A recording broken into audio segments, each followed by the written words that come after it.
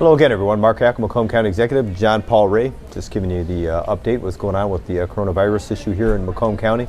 But before I do want to give a shout out to all of our law enforcement officials here in Macomb County and throughout the country. Today is National Law Enforcement Officers Memorial Day, and those that have given the ultimate sacrifice. Today has been that official date that was signed into law in 1962 by John F. Kennedy to recognize those fallen heroes. So I want to thank you for the services that you provide every day to keep us safe here in our communities. So, on that note, John Paul, what do we got as far as numbers? Mark, obviously today a special day thanking our first responders and everyone out there in the community that's out there on the front lines fighting the coronavirus throughout Macomb County. We're looking at just under 6,400 cases across Macomb County at this time. Unfortunately, 730 deaths. The thing that we look at on the positive side is now we are peaking at about 3,800 certified recovered individuals from COVID. I think that number is going to continue to skyrocket as we get those returns that are certified by our health department through the DHHS guidelines. Again, looking at that coordination with the state level, nearly 50,000 cases across the state of Michigan, 4,700 deaths. But what we're looking at, Mark, is this very interesting trend where we've seen the plateau, we've seen the numbers diminish. Few deaths a day now, which again is incredibly positive from where we had at our peaks, where we were looking at a couple dozen every single day back in mid-April. Positive signs that we're getting a handle on this virus. A lot of those personal responsibility measures are helping, and our healthcare professionals are ready for what comes next. Yeah, and it's kind of that hopeful sign. Everybody's adhering to the CDC recommendations, the governor's executive orders, and so the things that everybody are being expected to do, they're doing. You look at the cases. As far as the high we had was April 14th, 236, and the low was just recently May 10th was 21 cases, and then even the deaths. You looked at April 12th. 32 was the high, and then May 9th we had a low of 1 death. Obviously any death is a tragic situation for us and we don't want anybody contracting it. But the big question becomes, as we're flattening the curve and we're starting to get past this, we're looking at the data, looking at the numbers, relying upon the experts. The question becomes balancing, how do we put business back in play, because we have two issues going on right now. We have two crises. Obviously one is this pandemic, the crisis of health, and the other is the crisis with our economy. So the governor's trying to balance that, trying to get people back to work, and we all understand, the perfunctory response is, well, we're waiting for the data, waiting for the numbers, waiting for the experts. We all get that. But the question is, what is it that we're using with that data and the information to make a decision that certain businesses can get back into play? Example, what just happened with construction, what happened with the realtors, allowing them to go back to work was based upon some information and some threshold that the governor used. And I think that's what's becoming the conflict right now. People are wondering, am I disagreeing with the governor, with their executive orders, or want everybody to get back to work like it once was? That's not the case. I agree. And I think we do need to do it in a slow, progressive fashion. It's just that these businesses want to know what it's going to take so they're ready when that day comes at some kind of a press conference that we now are going to open these businesses. There's a reason the decisions are being made. That's all the businesses are asking right now, and that's kind of the question I have is, what are we basing those decisions on so we can at least get them ready or prepared for when they might be going back to work or get their businesses up and running. That's their big concern right now. Mark, it's all about the adaptability. Undoubtedly, we will take any information or guidance we get from our health experts here in Macomb County, the state, and even our federal partners. But specifically when it gets down to the businesses, since this crisis started, our planning and economic development team has helped counsel over 1,200 businesses throughout this county. It's a continual conversation. How can they phase back in operations, how they can ensure a safe work environment, and how they can ensure that our economy starts to get back into stride here. I think it's going to be critical as we not only look as phasing in industries. You brought up the whole notion of construction being the first one with regards to outdoor operations, how those things are getting to start. Manufacturing, this first full week here, shifts limited a little bit, rotating work schedules. All those businesses are using all the similar information. They're working with the regulatory agencies, and they're going to make sure that everything is done in a safe, welcoming, and a sustainable environment too. Yeah, whether it's bars, restaurants, salons, or even some of the gyms, they're questioning, okay, what is it that we're looking at with those numbers? We all see the same numbers, whether they're national, state, even local. We understand about the contact tracing. We're doing that. In fact, our health department's got 60 people doing that on a regular basis. They're contacting a tremendous amount of people. We know it's not going to go away. We know the number isn't where we don't have any more cases or any more deaths. But all that information, we all get that. We know that. But there is a reason why these decisions are being made. And it's all I keep saying is businesses, and I'll use an example, let's use Andy Appleby. He's got a 200 plus some page document that he's got prepared for when that day comes. They say, yes, you can go ahead and get your business back up and running, Jimmy John Stadium. But he doesn't know if they're even going to let him do that. And the question is, if you know that we're not going to, you need to let him know that ahead of time. He's got ball players coming from out of state. He's got people that are sponsors. He's got employees working in the facility and people that want to be patrons of this place.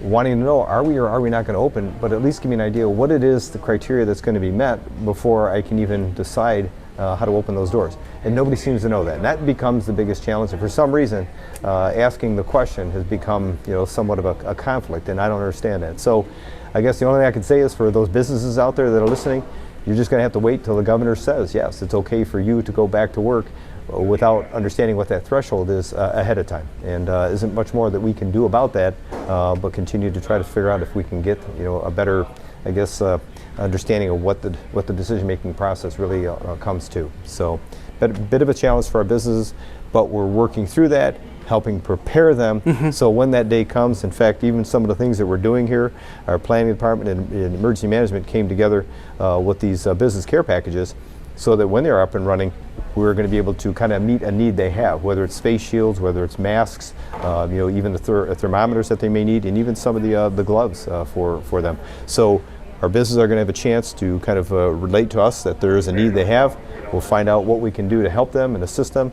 We're going to do the best we can with getting as much of these supplies as we can, so that when the day comes that they can open, that will be there for them, so they can make sure they're keeping their employees as well as their customers safe. It's been an interesting conversation with businesses, Mark, ensuring that they have the appropriate resources they need to open in a way that not only protects their employees, but ensure that they can keep open. Because it's one of those things where everyone's worried about those hot spots or those second spikes or all, the bad news we hear about. But what we focus on specifically with emergency management, if we can procure this material, if we can get it out in a coordinated way to those businesses that are phasing in, again, it could be another safeguard as we open up our economy. And on the same tide, with regards to our vulnerable population, the senior care packages that you've been involved in as far as delivering them out to the community. Yeah, and this funding came through the CARES funding that we got from the federal government, so we know we're going to be able to kind of get them ready. And I don't think everybody is thinking, like they did maybe in Wisconsin, just open the floodgates, everybody goes back to the way things were. No, I think businesses here in Macomb County, they're going to be responsible. They don't mind the guidelines. They don't mind the recommendations, and I guess even the governor's orders. They just need to know when. But we're going to prepare them, and I think many of them already have plans in place and are prepared to try to figure out how they do this progressively. Kind of even like our churches just opened. I mean, our churches are doing it in a very reasonable, responsible way. They don't want those that are coming there to their facilities getting hurt or getting sick or dying. They're trying to figure out, if you don't feel comfortable coming, then don't come. If you're elderly, they're recommending you stay home. And if you've got some kind of health issues, they're advising you to stay home as well. But they want to progressively see how this can work out and at least provide a service to people in a fair way. Because at some point in time, we have to open economy. We even seen that. Again, the governor opened up certain sectors, and they're going to be opening up more.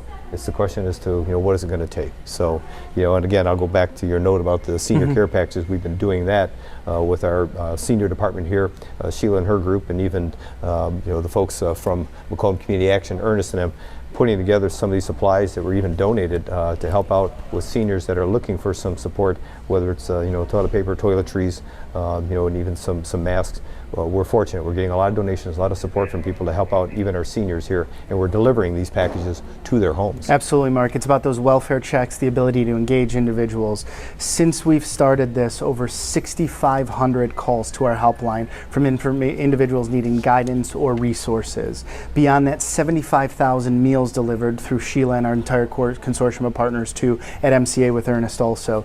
These are folks that are completely tied in not only to the service providers across the community, but are also responding to whatever needs arise in our community. This comes from the continual conversation and engagement we have not only from our AOC, but with our health department, and again, even with our local schools and everything, Mark. It's been a coordinated response around the county. It's going to be a continued challenge that we're going to wake up and meet every single day, but it's one of those things where as we sit here, we're even getting a tremendous amount of outreach and engagement from our private sector partners. Whether it's AT&T, again, donating some resources to help with our vulnerable populations. DTE Foundation, again, providing resources to community action. Consumers Energy, Fiat Chrysler. These are private industries that know that we're a reputable service provider. We're going to get the money to the most critical area within our community, and we're going to be able to meet those needs. Yeah, we've got some more support coming today. We're going to be going over to the Vic Wertz facility, our warehouse, and meet some folks to kind of see what they have bestowed upon us here in Macomb County as kind of support that they're providing us too.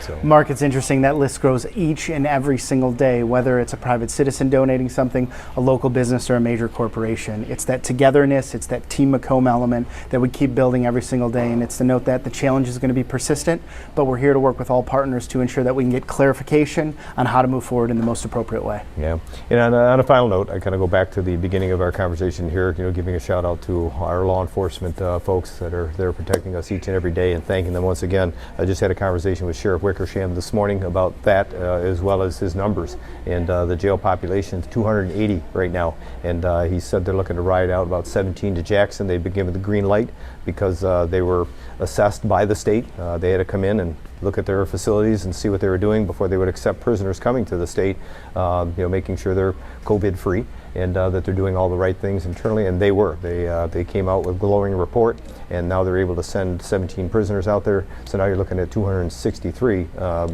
quite possibly as of Monday. So the numbers are down. Even law enforcement officials and our dispatchers here are saying, the workload has been different. It has changed, and with that being said, prisoner population has declined, and fortunately, they've been able to take care of even those that are confined in the county jail that are still there. So, credit to Sheriff Wickersham, his folks, and again, I just want to give another shout out to all of those that are in law enforcement and thank them for the service they provide. So in the meantime, on behalf of JP, myself, and the rest of us here at the county, I want to thank you for tuning in. But again, I want to remind you to keep you and your family safe.